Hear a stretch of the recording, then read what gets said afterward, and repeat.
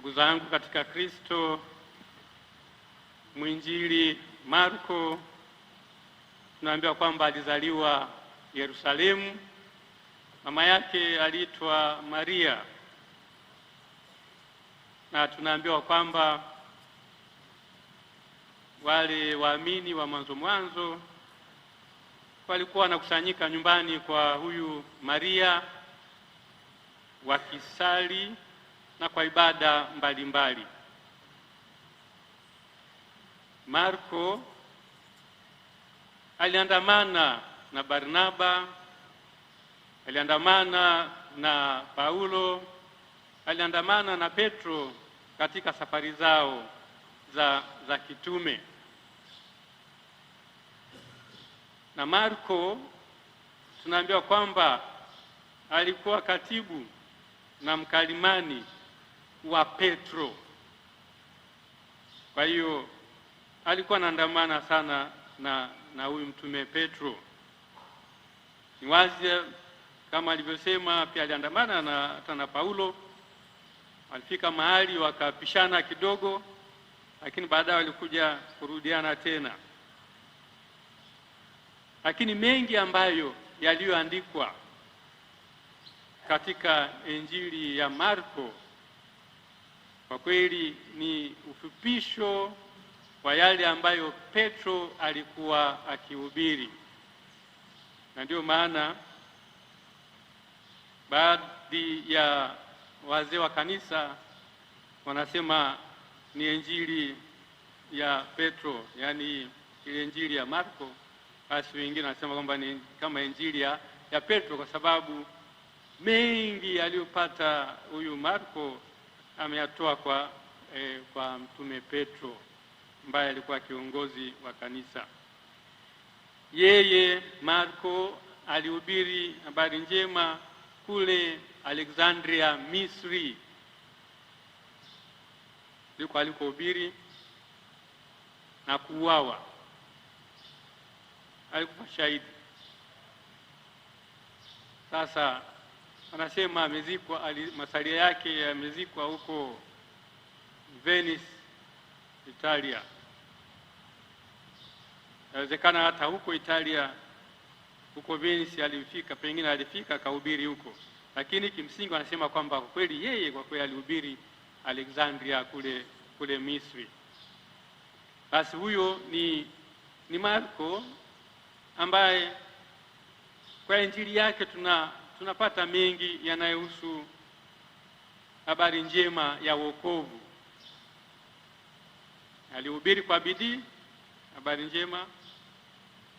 Ametuandikia hayo ambayo tunayoyasoma katika Injili yake, ambayo yanatusaidia katika kumfuata Kristo. Somo la kwanza tumesikia linatoka katika kitabu cha Nabii Yeremia. Tumesikia jinsi alivyoitwa kijana mdogo, na kiasi fulani anaona kwamba hastahili kwa sababu bado ni mdogo, analalamika. Lakini anaambiwa kwamba tangu tumboni mama yake tayari alishachaguliwa na Mungu kuhubiria mataifa habari njema. Na tena anaambiwa kwamba asiogope, Mungu atakuwa pamoja naye. Yeremia katika kuhubiri habari njema au katika kuhubiri habari za wokovu, kwa kweli alipata shida, ni wazi. Alipata shida. Na wote ambao wanaohubiri habari njema, ambao wamewekwa wakfu hasa kwa ajili ya habari njema, mambo sio mteremko, kwa kweli sio mteremko. Upinzani unakuwepo. Yeremia alipingwa sana, fika mahali kukata tamaa. Upinzani upo mkubwa kabisa. Pia wote hao basi ambao wamepewa daraja, upinzani unakuwepo hapa na pale, lakini tunaambiwa kwamba Mungu anatuambia kwamba nipo pamoja nanyi, msiogope. Waliopewa daraja, kila mmoja ana experience yake, mateso ambayo amepata katika kumtumikia Mungu. Lakini pata faraja, kwa sababu Mungu alisema kwamba nipo pamoja nanyi. Kwa hiyo hata shemasi huyu ambaye muda si mrefu atakuwa padri, basi ajiandae kukutana na hali hiyo. Anapohubiri habari njema akutana na upinzani, lakini asikate tamaa, kwa sababu Mungu hatuachi. Mungu akiwa upande wako hutashindwa. Na katika somo la pili, barua ya Petro, tunaambiwa kwamba tukeshe, kwa sababu mpinzani wetu Shetani anazunguka huko kama simba angurumaye akitafuta mawindo. Tafuta mawindo amle. So kwa hiyo kila wakati lazima kuwa makini. Shetani kila wakati yupo kazini akitafuta watu ili wamfuate. Na tena Shetani mjanja, anatafuta hata wale ambao wana akili sana, anawavuta kwake. Kwa hiyo ndugu zangu, yote yule tujue kwamba kweli Shetani yupo na atatumia kila ujanja kutunasa, lakini tunaambiwa kwamba tuwe makini. Tuwe makini kumpinga huyu Shetani.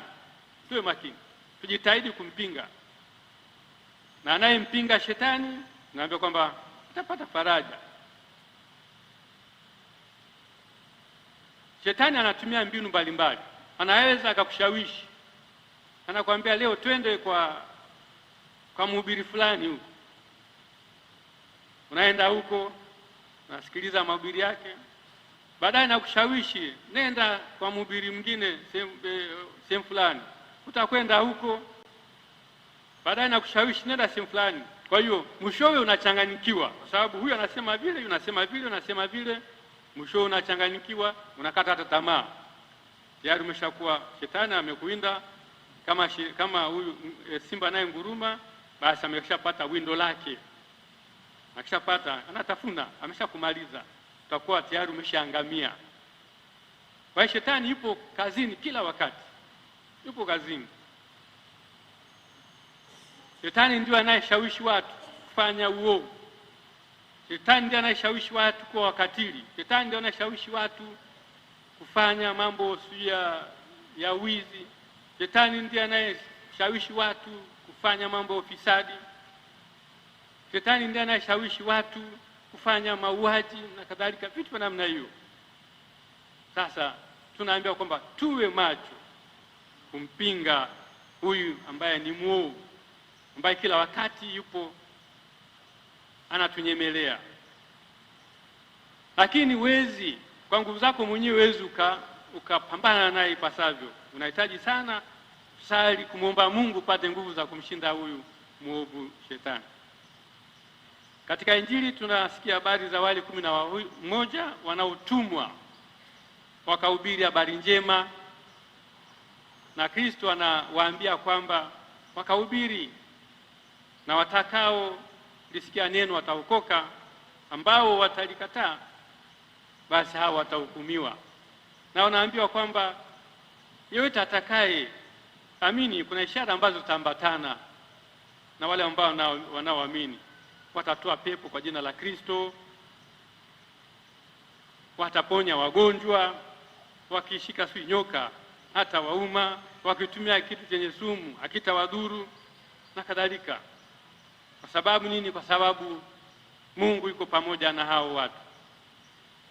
Ndugu zangu, kwa ubatizo wetu tumetumwa kufanya nini? Kuhubiri habari njema. Kuhubiri habari njema, watu wanafikiri kwamba sio ni kazi ya mapadri, sio mashemasi kuja hapa kama ninavyohubiri hapa ndio kuhubiri habari njema. Hapana. Kwa maisha yako yawe ni habari njema kwa wengine. Maisha yako ya habari njema kwa wengine. Watu wakiona matendo yako wamtukuze Mungu. Naona kwamba kweli maisha ya mtu huyu ni maisha mazuri, na wanamtukuza Mungu. Kwa hiyo maisha yetu ndiyo habari njema, na habari njema ni kwa yule ambaye kwa kweli matendo yake mara zote ni matendo mema. Maana matendo maovu sio habari njema hata siku moja, ila matendo mema ndio habari njema. Kwa hiyo tujitahidi kuhubiri habari njema kwa maisha yetu mazuri, kwa mienendo yetu mizuri, kwa maneno yetu tunayoongea, basi yote hayo ni habari njema. Kwa hiyo tujitahidi sana kumhubiri Kristo. Sasa nirudi katika tukio la leo. Mpendwa wetu atapewa daraja ya upadre. Mungu ndiye anayeita. Mungu ndiye anayeita. Na Mungu anapoita, binadamu hata weke vigingi au nini, hawezi kuzuilia yule ambaye amemwita. Hawezi. Kwa hiyo wito unatoka kwa Mungu na ni zawadi, na wala sio mastahili ya mtu, kwamba mtu anastahili. Mtu anastahilishwa kupewa daraja, na yule ambaye anayeitwa anachukuliwa katika kundi la watu ili afanye nini? Alihudumia ili kundi kwa mambo yanayomhusu Mungu. Alihudumia kundi kwa mambo yanayomhusu Mungu, na sio mambo mengine, sio mambo sio ya nini, yanayomhusu Mungu. Ndio kazi yake. Na ili aweze kuwahudumia watu vizuri, anapaswa kuwa mtu wa sala na tafakari sana. Bila sala na tafakari, mtu hawezi kumtumikia Mungu ipasavyo. Sala na tafakari. Na anayeacha kumtumikia yule aliyeitwa, aliyepewa daraja, anayeacha kumtumikia Mungu, yani anaacha kuwatumikia wengine, huyu ametoka nje ya reli. Ametoka nje ya reli kwa sababu hakuitwa kwa ajili ya kujitumikia yeye mwenyewe. Hapana, ameitwa kwa ajili ya kuwatumikia wengine. Kujitumikia mwenyewe ni kama pale ambapo utakuta aliyepewa daraja, badala ya kuwa labda kwenye sehemu yake ya kazi, labda parokiani, labda ipo katika mradi wake sijui nini, shamba huko, au sijui kitu gani huko, au mifugo na kadhalika, na watu wanakuja parokiani kutafuta huduma, hayupo. Hayupo. Yuko wapi? Yupo katika shughuli zake za binafsi huko. Sasa huko ndio kujitumikia mwenyewe na sio kuwatumikia watu. Hayo, mtu anaitwa awatumikie watu na sio kujitumikia yeye mwenyewe.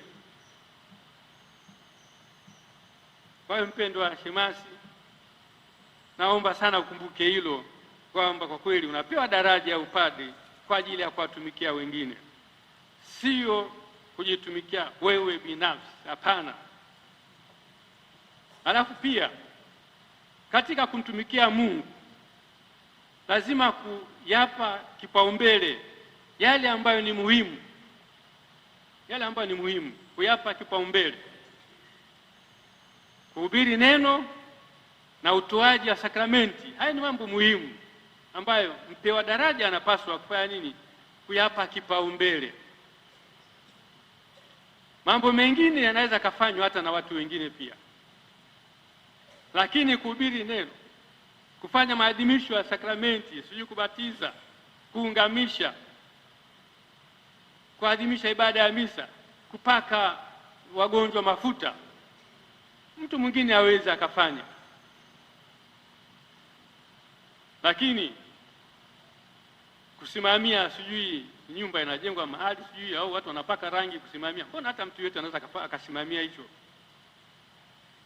Au kuna sijui shamba, ukuta labda parokia ina shamba mahali mbali huko wanalima, alafu padi anaacha parokia anaenda kusimamia vibarua kule wanaolima huko. Mbona mtu yote anaweza akaenda kule kusimamia hao vibarua? Lakini mambo ya kupaka wagonjwa mafuta, kuungamisha watu, kuadhimisha misa, mtu mwingine hawezi kufanya. Ni yule tu aliyepewa daraja ndio anaweza akayafanya. Kwa hiyo nakuomba mpendwa, uyape kipaumbele yale ambayo ni muhimu. Mengine hata watu wengine wanaweza kuyasimamia, lakini yale ambayo wengine hawezi kuyafanya, hayo unapaswa kuyafanya kwa bidii. Ndugu zangu, aliyepewa daraja anawekewa mikono na sala ya kumweka wakfu, na baada ya hapo huyu ambaye amewekewa mikono na kuwekwa wakfu, tunasema kwamba anakuwa Kristo wa pili. Anakuwa nani? Anakuwa Kristo wa pili. Na kama ni Kristo wa pili, basi watu wamwone Mungu ndani ya huyu mtu, huyu Kristo wa pili. Watu wamwone Mungu ndani ya huyu mtu. Sasa itakuwa mbaya kama watu hawamwoni Mungu ndani ya mdarajiwa aliyepewa daraja. Watu haoni Mungu ndani mwake. Ni balaa, ni balaa kabisa. Kwa hiyo inatakiwa waliopewa daraja walau watu waone kwamba kweli ndani mwa huyu mtu Mungu yupo. Na aliyepewa daraja, kuna haya mafumbo matakatifu ambayo anayeadhimisha, lazima ayaadhimishe kwa heshima kubwa kabisa, kwa heshima kubwa. Mojawapo maadhimisho ya Ekaristi Takatifu. Ekaristi Takatifu lazima iadhimishwe kwa heshima kubwa kabisa kabisa, kwa heshima kubwa kabisa kabisa, maana padri anamshusha Kristo, na hivyo lazima kuadhimisha kwa heshima na hata na hofu ndani mwake, na hofu ndani mwake, kwa sababu unamshusha Kristo mwenyewe, Kristo mwenyewe. Sasa padri usifuate yale ambayo wengine ambao walishajichokea. Maana kuna wengine ambao nakuta mshajichokea katika utume, au siwafuate hao ambao wameshachoka. Adhimisha mafumbo matakatifu kwa heshima kubwa kabisa kabisa. Waliojichokea ni wale ambao pengine utakuta mtu atakuja kuadhimisha ibada ya misa, labda anatoka kwenye nyumba ya mapadri huko amevaa bukta tu, wala hajavaa suruali, amevaa bukta tu, anakuja anashusha tu na hivi.